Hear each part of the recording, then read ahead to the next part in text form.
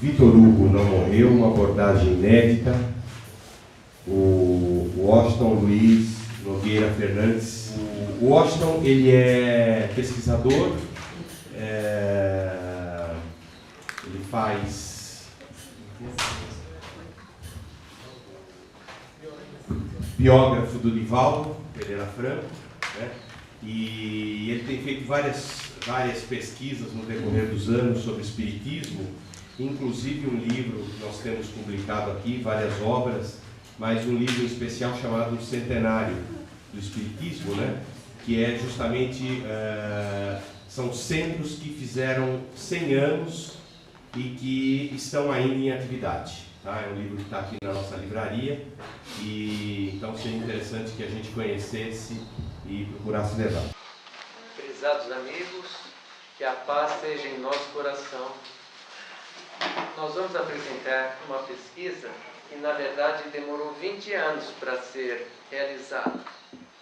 Eu me tornei espírita em janeiro de 1987.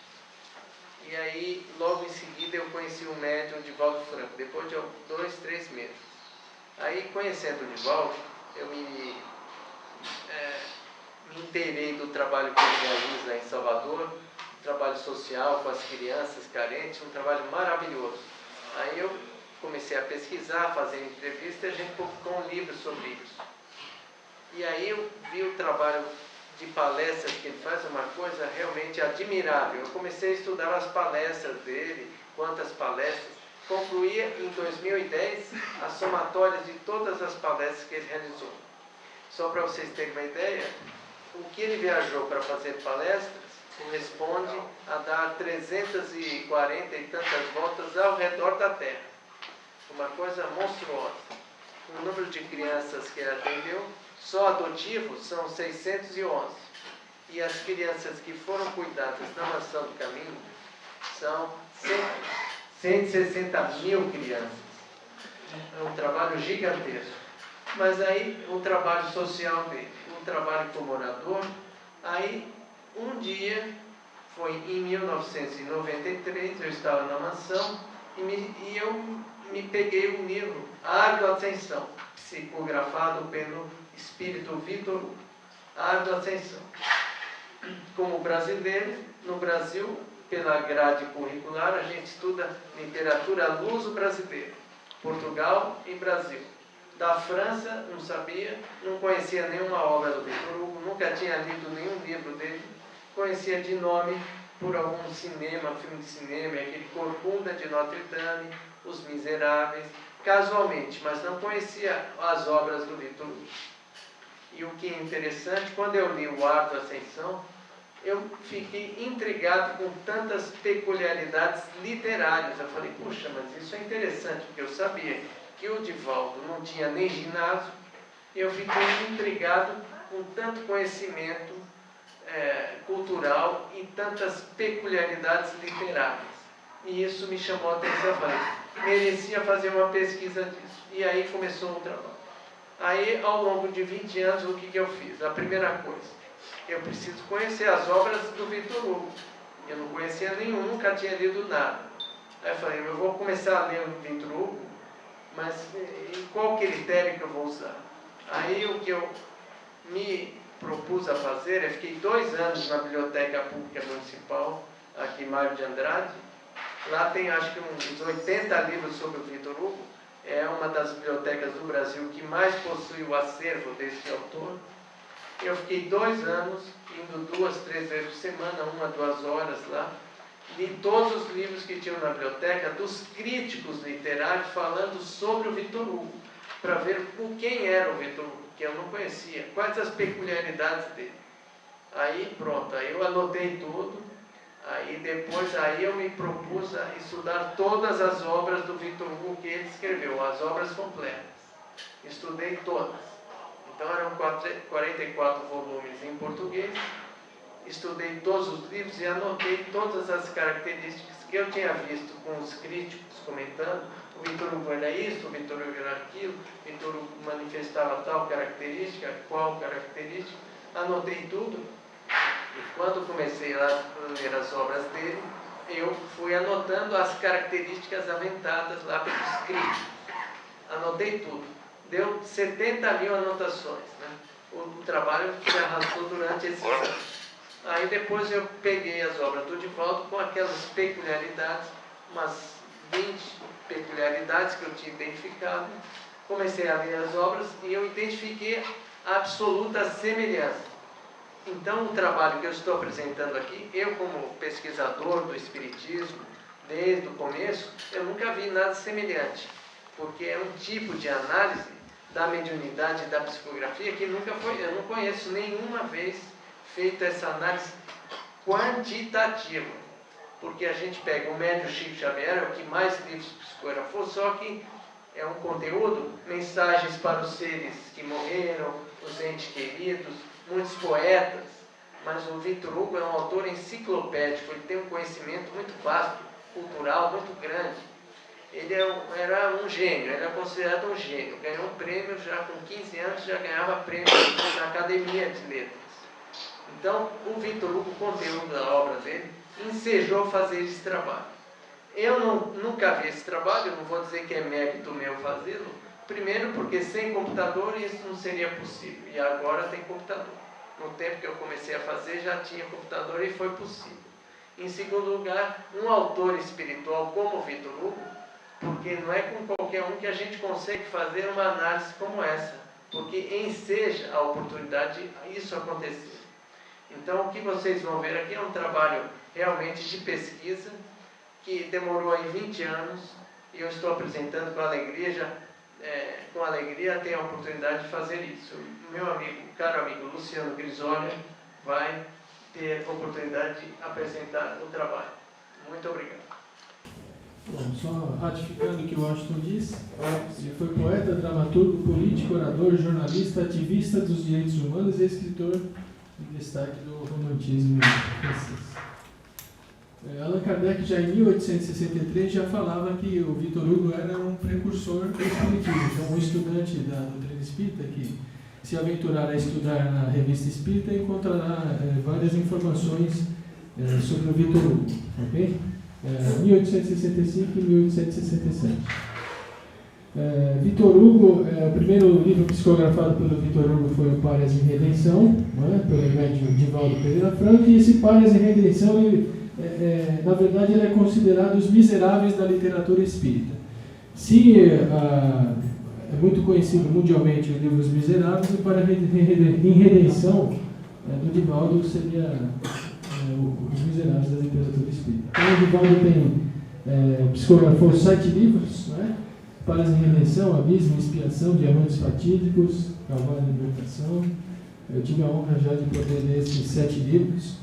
E é uma honra também estar aqui com o Washington apresentando esse trabalho. Sobre os livros de Victor Hugo, como Espírito Espírita, a gente destaca 2 trabalhos do Washington. O primeiro é um livro organizado por ele estudou a cor local. O que ele fez? Além de esse trabalho que nós vamos apresentar hoje, que é a comparação literária do escritor Victor Hugo quando escritor e do Espírito Espírita, ele também fez um trabalho bastante interessante. Ele estudou os 7 livros do Divaldo e separou a cor local. Então, por exemplo, no romance que o Victor Hugo estava escrevendo, em um determinado momento houve um aborto, houve uma tentativa de aborto. Então ele para a história do romance, então ele aborda sobre o aborto. Ou em determinado momento fala sobre favela. Então ele para no romance e aborda a favela, os temas da favela, por que existe a favela, enfim, bastante interessante esse livro. E um outro tema também interessante, outro trabalho, é o artigo, voltando um pouco, 100 reflexões filosóficas cor local, do Washington, nosso amigo, e ele também escreveu um artigo. Só para a gente destacar aqui o que é cor local, A cor local em literatura é a ambientação, caracterização ou descrição de pessoas ou lugares. E as inserções literárias, sociológicas, filosóficas, psicológicas, religiosas e históricas. Para melhor desdobrar um assunto, uma diferença entre o escritor e o espírito Victor Hugo é que, quando ele viveu na Terra, demonstrava erudição, ocupando várias páginas ou capítulos para cor local e inserções literárias. Já como espírito, Victor Hugo gastou somente o necessário para fazer reflexão. Eu acho que se eu estiver errado aqui, você me corrige. No livro Os Miseráveis, o Victor Hugo, sobre o esgoto, né, sobre os esgotos, ele se aventurou em 3 capítulos, né? É isso? 6 capítulos no livro Os Miseráveis, ele falando sobre os esgotos de Paris. E aqui, por exemplo, nas obras espíritas, óbvio, tinha que otimizar o tempo, né? Afinal, estava se utilizando do médico. Então, ele falava de aborto, era 2, 3 páginas, por exemplo. O Washington escreveu esse artigo, né, comparando o Victor Hugo como escritor e Os Miseráveis. Então, o que nós vamos ver aqui é a comparação do livro Os Miseráveis. Então, o Washington contabilizou, quantificou as informações do livro Os Miseráveis e comparou com os 7 livros psicografados pelo Divaldo. Inclusive, foi publicado esse artigo do Washington lá na revista The Spirits Magazine nos Estados Unidos. Bom, então, já falando dessa comparação, né, foram comparados 49 tópicos literários da forma de escrever de Victor Hugo, escritor, e Victor Hugo, espírito. Os Miseráveis são 6 volumes e contra 7 livros psicografados por Divaldo. Então, nos Miseráveis, nós tivemos 2.491 anotações e nos 7 livros mediúnicos, 3.953 no total de 6.444. O Washington comentou com vocês agora há pouco que ele estudou todos os livros escritos pelo espírito Victor Hugo, e em todos esses livros escritos ele encontrou 70 mil anotações. Então, esse aqui é só o percentual de tudo que ele estudou e fez, e comparou isso daí para fazer uma publicação, para fazer um artigo, né? Então, agora nós vamos entender um pouco melhor essas comparações. Nos livros Miseráveis, pelo menos 83 vezes apareceram descrições sobre o latim. Por exemplo, et modes in rebus, a alma é medida para cada coisa, não é? Primeira parte, 3º capítulo. Depois, pulou com uma pantera, é uma hipérbole. Então, se você for ver lá no latim, também, olha lá, animus minimici orret, no Calvário e Libertação. Hipérbole. O que é hipérbole? Exagerar a expressão. Pulou com uma pantera, aqui, os cadáveres das paixões. Então, absolutamente a mesma linguagem, né? Pelo menos 64 vezes no latim, 83 vezes nos Miseráveis. Antítese. Então, o que é antítese? Ideias opostas, contraditórias, contrários intensos, extremar, depreciar. Pelo menos 75 vezes no livro Os Miseráveis era a extrema miséria combinada com o extremo asseio. Pelo menos 95 vezes nos livros mediúnicos, o aço da confiança no fogo da solidariedade. Uso de expressões gramaticais reflexivas usando verbos irregulares, isto é, que sofre alteração na conjugação, no radical, na desinência, extremidade, presente e subjetivo. Pelo menos 38 vezes nos Miseráveis, esse homem, digamos logo a palavra, era um velho convencionalista. E 63 vezes nos livros mediúnicos. Sem mais rodeios, asseveramos que... Eu não sou um estudioso da obra do Victor Hugo, eu só li os livros mediúnicos, mas a gente fica impressionado, porque eu estudei os livros mediúnicos, e a mesma linguagem dos livros quando o escritor explica. É bastante interessante, né? Mitologia, né? Da mitologia grega. Pelo menos 47 vezes nos Miseráveis, Arfitrite, mulher de Netuno. Quinta parte, livro 5, capítulo 6. E 84 vezes nos livros mediúnicos. Padecendo o horror do tonel das Danaidas, no linguagem da Ascensão. Uma outra comparação, o uso de repetições como ênfase. Uso de repetições como ênfase com valor aproximado do superlativo.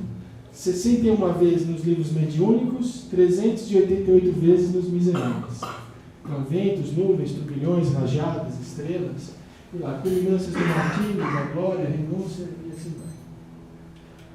Metonímia. Então, o que é a metonímia? Emprego de um termo por outro, dada a relação de semelhança ou possibilidade de associação. nos livros miseráveis, o passado tem um rosto.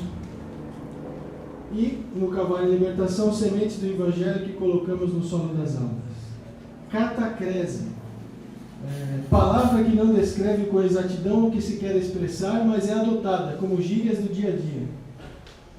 Nos miseráveis subiam dos dois lados do seu rosto enormes suíças. Então, só realmente a gente estudando a língua portuguesa para entender o que é uma catacrese. Então, o Washington foi lá e descobriu, a catacrese é uma palavra que não descreve com exatidão o que se quer expressar, mas é adotada como gírias do dia a dia. Então, ele separou aqui a sombra do esqueleto do concreto armado. Então, o que ele quer dizer isso? Na língua portuguesa tem a catacrese, é a explicação disso. Comparação metafórica com conectivo. Os miseráveis, fora de lugar em toda essa cena, como uma estátua quebrada, à espera de que ponham algo em algum canto. No livro Os Mediúnicos, um exemplo, pares em redenção, era livre como os pássaros. Sinedoque, eu confesso a vocês que só ouvi falar algumas catacreses, sinedoque, só no artigo do Washington mesmo, né? Muito bem. A indiferença pela pobreza, os diamantes fatídicos. E nos Miseráveis, na quinta parte, a juventude é o sorriso. O que é sinedoque? A atribuição da parte pelo todo. Bom, mas é isso aí que vocês estão vendo. Conotação. É o emprego de uma palavra tomada em um sentido incomum, figurado, circunstancial, que depende sempre do contexto. Os miseráveis, seus ossos transformam-se em pedras. Segunda parte, livro 7, capítulo 2. Em um exemplo em Ar da Ascensão, na segunda parte também, converter as pedras do nosso orgulho em pães da humildade. Então veja, é a mesma linguagem, é o espírito, né? Então é muito importante, essa pesquisa que o Washington fez é muito importante para nós espíritas, que realmente é uma comprovação de que os espíritos existem, que os espíritos interagem conosco, né? E que nós estamos constantemente em contato, né? É uma prova bastante interessante. Metáfora, comparação de dois termos sem conectivo. Primeira parte, livro 5, né? Javé, quando sério era um cão, quando ria transformava-se em tigre. E Ar da Ascensão, recolher essas avesitas que tomaram no ninho maternal. Uso de mesóclises, intercalação do pronome átomo em um verbo. Um exemplo, pelo menos 25 vezes em Os Miseráveis e pelo menos 301 vezes nos 7 livros mediúnicos. Então, os exemplos: os joelhos dobraram-se-lhes e no Calvário e Libertação, força da saudade a senhorar-se do espírito. Uso de advérbio, de derivação parasintética. Sufixo ou prefixo se acrescenta a palavra primitiva de forma dependente. Então veja, nos livros Miseráveis, inexprimivelmente, né, derivação parasintética, e nas obras mediúnicas, desapiadadamente, derivação sufixal, pelo menos 41 vezes, e nos livros mediúnicos, pelo menos 15 vezes, convenientemente, azedamente, derivação prefixal, né, no começo aqui da palavra, infelicidade no Ar da Ascensão, insondáveis, né, na primeira parte do livro terceiro. Né? Então, uma outra comparação. Utilização de burlesco. É bastante interessante quando a gente lê o livro do Vitor Hugo, é uma característica dele. 64 vezes, pelo menos 64 vezes em Os Miseráveis, pelo menos 14 vezes nos livros mediúnicos. Então, um exemplo nos Miseráveis. A transição de um boiadeiro em carmelita nada tem de extraordinário. O fundo comum de ignorância das vilas, eclausto, serve de preparação perfeita e põe imediatamente o camponês ao nível de monge. E no Ar da Ascensão, outro exemplo. Era um misto de anjo barroco pelo aspecto corporal, gordo, de rosto rechonchudo, e de um ancião caracterizado pela sabedoria. Modo descritivo. Apareceram pelo menos 37 vezes em Os Miseráveis e 39 vezes nos livros mediúnicos. Então ele descreve a pessoa, por exemplo, no Párias em Redenção. A boca, sedutora, d'antanho, é um traço ensanguentado, na face armafanhada, na qual se destacam os 2 olhos congestionados a saltarem das órbitas. O rosto macerado perdeu toda a cor e vida, um filete de sangue lhe escorre pela fossa nasal. E os senhores e as senhoras podem ver a mesma característica também nos Miseráveis. Citações: branco, preto, negro, vermelho, supremo apareceram pelo menos 75 vezes nos livros mediúnicos e 92 vezes nos Miseráveis. Lista onomástica de pessoas: 330 vezes nos livros mediúnicos, 754 vezes 754 pessoas, perdão, nos Miseráveis. Situações climáticas, né? As várias comparações aí quantitativas. Uso de parênteses e travessões nos livros Miseráveis, 27 contra 142 nos mediúnicos, 37 nos Miseráveis contra 690 nos livros mediúnicos. Citações históricas. Citações históricas 399 vezes nos Miseráveis, 679 nos mediúnicos. Citações de obras culturais, 170 nos Miseráveis e 91 nos mediúnicos. Citações de obras culturais e personagens apareceram 170 nos Miseráveis e 91 nos mediúnicos. Guerras, guerreiros, militares, 161 contra 23. Conjunção enquanto no prefácio, 4 contra 5. E aí eu selecionei aí uma descrição do Washington, e vocês podem fazer perguntas a ele daqui a pouco. Então ele fala assim: comparar as obras de alguém, escritor ou artista, quando viveu na Terra, com as obras na condição de espírito, não se deve esperar encontrar absoluta igualdade das características literárias quantitativas que lhe apresentou o mundo, mormente quando se passaram séculos. O que se deve esperar assim é encontrar as marcantes nuances e peculiaridades do ser inteligente. Se alguém manifestou algumas particularidades numa época, obviamente elas não se manifestam numa certa contextualização. E obviamente é isso que nós observamos no Livro dos Espíritos, né? Que os espíritos no mundo espiritual também progridem, né? E as suas ideias, elas vão assimilando outras informações, né? O seu espírito ele vai adquirindo mais consciência ainda, né? E aqui um exemplo de cor local, né? Já estamos aí ultrapassando os 20 minutos.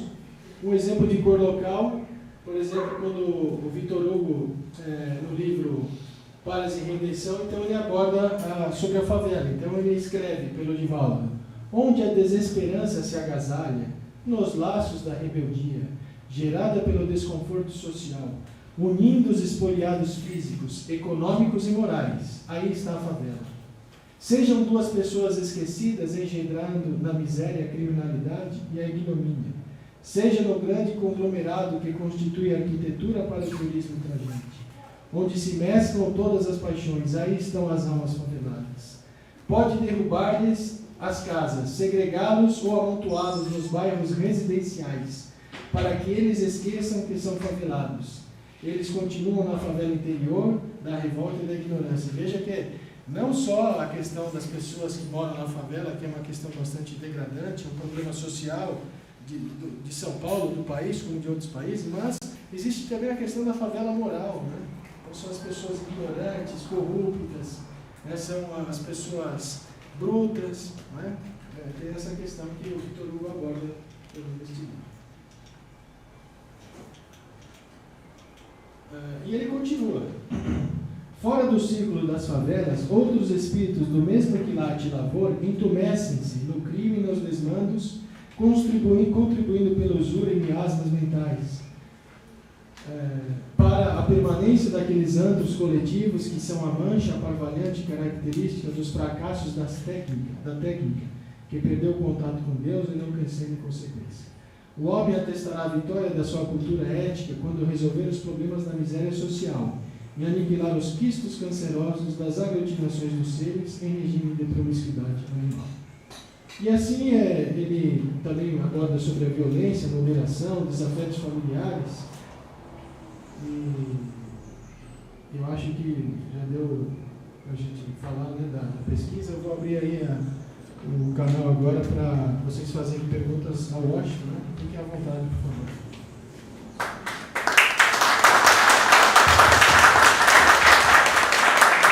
O que você tem a dizer sobre os livros escritos pela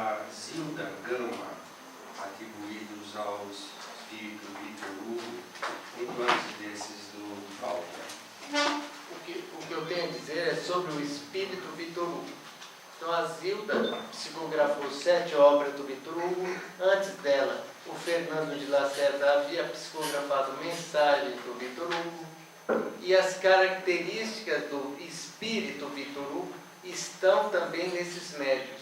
Na Zilda Gama também estão as características do Vitor Hugo, com não tanta riqueza como acontece com o médium de volta, mas essas características que vocês viram também muitas se apresentam na médium Zilda Gama. Entendeu? Porque o espírito é o mesmo, sopra onde quer. Então o Vitor Hugo espírito está presente também nesses outros médiuns, até a Zilda Gama e mesmo o Fernando de Lacerda. Então o espírito é o mesmo. Eu posso dizer, dos 7 livros da Zilda Gama, eu acho que li 6, se não estou enganado. E assim, é absolutamente igual, muito parecido, eu acho, né? As características. É o mesmo, só que aqui no Divaldo aparece apresenta com uma riqueza assim impressionante. Agora, queria fazer um comentário reencarnatório, porque eu de literatura não entendo nada. Vocês viram essas palavras aí? Eu não entendo nada dessa questão aí das figuras de linguagem, mas como curiosidade, é tudo reencarnação. Isso que eu estou apresentando aqui, isso aí está num programa espiritual para acontecer, porque quando eu era adolescente, estava estudando, e eu teve essa questão de figuras de linguagem português. Eu nunca fui um rapaz estudioso. Eu ia lá, passei sempre um mediano colocação na sala. E veio esse tema figuras de linguagem. Aí eu que fazia, quando chegava na prova eu dava uma olhada ali, e isso acontecia, eu sempre fazia isso. E olha a reencarnação. Justamente quando eu era adolescente, que veio esse negócio de figuras de linguagem. Hoje já tem mais de 30, 40 figuras de linguagem. Na época, no caderno que eu estava estudando lá, tinha acho que 15 figuras de linguagem. Não tinha as que hoje já estão descobertas, né? Na época eram umas 15. E na prova que ia cair, eu acho que cairia só 8 figuras de linguagem.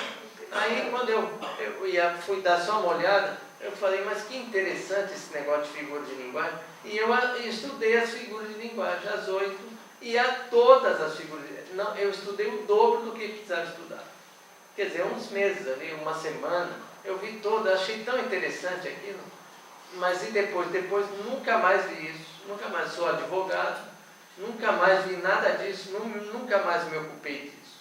Mas aí, voltando a esse trabalho aí, por acaso, voltou essa questão, as figuras de linguagem, tanto que quando eu comecei a anotar, eu não sabia o nome de nenhuma.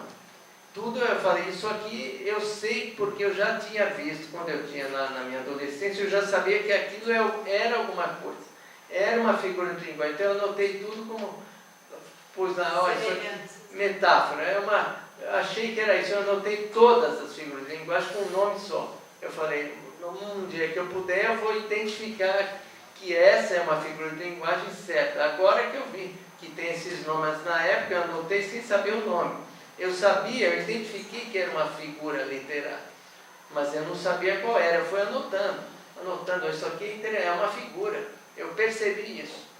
É a reencarnação, porque olha, com 15 anos eu me interessei pelo tema figuras de linguagem, sem saber porquê, e depois eu nunca mais li nada, nunca me ocupei de literatura. Eu levei a vida normal, uma pessoa normal, mas agora, depois de 30 anos, eu vim a me deparar com essas figuras de linguagem que vocês acabaram de ver. Interessante, porque reencarnação, porque eu já tinha no meu mundo mental aquela percepção para identificar estas figuras nos romances que eu ia ler muitos anos depois. Aliás, só como comentário, esse Árduo Ascensão, aí eu vi que pela história, aquilo lá era o Chico Xavier que estava naquele romance, com o nome de personagem Armindo, eu acho. Mas era a história muito parecida com o Chico, a tal ponto era evidente que eu nem perguntei para o Divaldo, porque é claro que é o Chico Xavier que está narrado pelo Vitor Hugo, escrito como foi a vida do Chico Xavier desde a infância, estava na cara, não precisa nem perguntar para o Chico, porque falou, é a história do Chico, nem precisei perguntar, porque eu estava vendo que era evidente que era o Chico Xavier, que se foi retratado no romance A Tua Ascensão. Mais alguém quer fazer uma pergunta?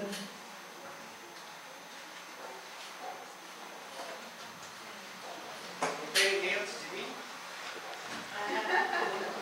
Foi eu de novo. Bom, eu acho que essa investigação ela é inteiramente compatível com a análise que eu fiz aqui hoje, né? O tipo de trabalho que realmente deve receber mais atenção. Então eu parabenizo você por estar fazendo isso, né? Um tipo de trabalho super relevante. Né? Agora, me parece que você mencionou em algum lugar que tinha lido os livros em português. E aí a pergunta é, será que várias das características que você está comparando não são devidas a um tradutor?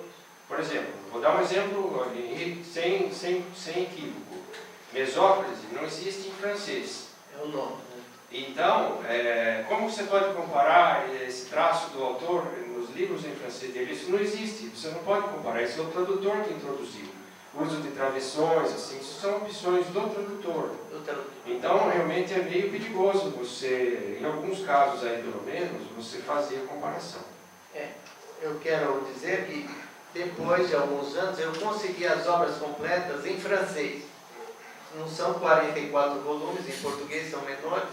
Em francês, a obra maior são 15 volumes, que saiu no aniversário dele. Então, o que acontece, eu não estou comparando aqui, eu podia fazer essas comparações que foram feitas, remetendo ao francês, que eu não quis analisar todo, porque é impossível ficar 70 mil, mesmo porque todas são autoexplicativas. O que eu comparei foram as figuras de linguagem, e essas apareceram indiscutivelmente. Agora, com que nome foi? Em francês não tem esse nome, mas não importa, a figura está, a comparação. Desculpe, isso não é uma figura de linguagem, colocação do pronome, não existe mesóclise em francês. E é um dos seus signos ali, isso não é uma figura de linguagem. Então, essa característica, que para nós tem o nome de mesóclise, no francês não teria esse nome. Não existe, não é? Não existe. Então, mas é para a nossa cultura, para a nossa literatura, a gente vê essa identificação. Os nomes aparecem diferentes. O que efetivamente apareceu, não há nenhuma dúvida que apareceu. Como ele comentou aqui, só retomando aqui, por exemplo, essa cor local, no Brasil tem a cor local, que não é uma expressão muito utilizada, eu não conhecia.